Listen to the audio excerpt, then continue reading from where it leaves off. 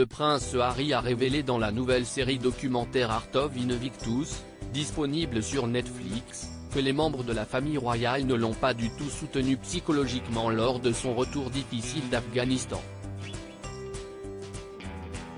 Le prince Harry a été déployé à plusieurs reprises en Afghanistan en 2012, dont une seconde fois qui a duré plus de 20 semaines avec l'armée Corps au camp Bastion dans le sud du pays.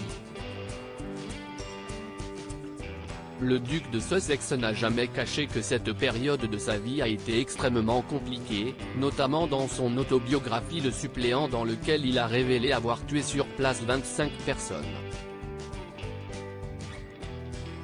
À l'ère des Apaches et des ordinateurs portables, je sais, note de la rédaction, avec exactitude combien de combattants ennemis j'avais tués.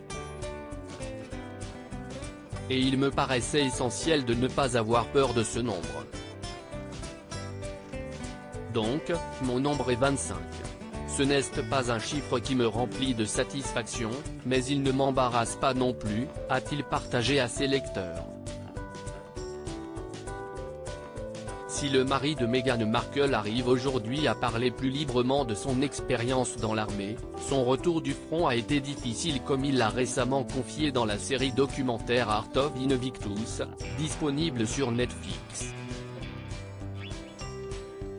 Je n'en ai jamais vraiment eu conscience, ses déploiements en Afghanistan ont réveillé ses blessures du passé dans Art of Invictus, un programme produit par la société Archwell qu'il a créé avec son épouse. Le prince Harry met en avant la thématique de la santé mentale des vétérans, un sujet qui lui tient particulièrement à cœur.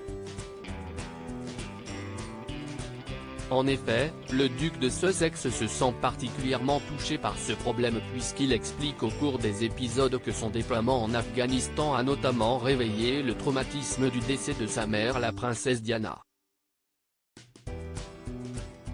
La perte de ma mère à un si jeune âge, le traumatisme que j'ai subi, je n'en ai jamais vraiment eu conscience.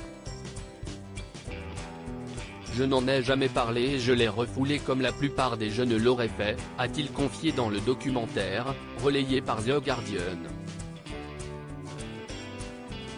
Il a ainsi pris la décision de révéler aux spectateurs son effondrement pour faire avancer la discussion sur l'importance de la santé mentale et mettre un terme à la stigmatisation de la société.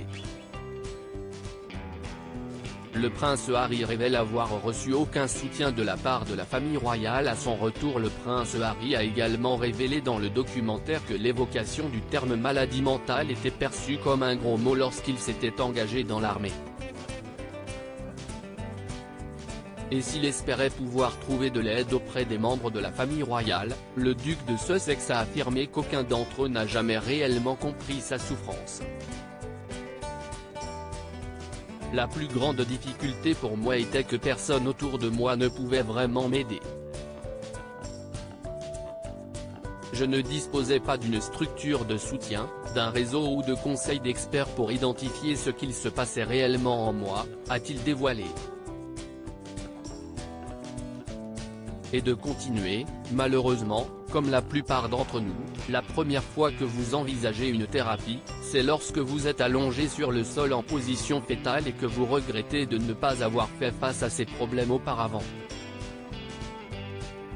Avec Art of Invictus, le prince Harry entend bien faire évoluer la situation des militaires et il a d'ailleurs créé en 2014 une compétition sportive de type paralympique pour les militaires et vétérans.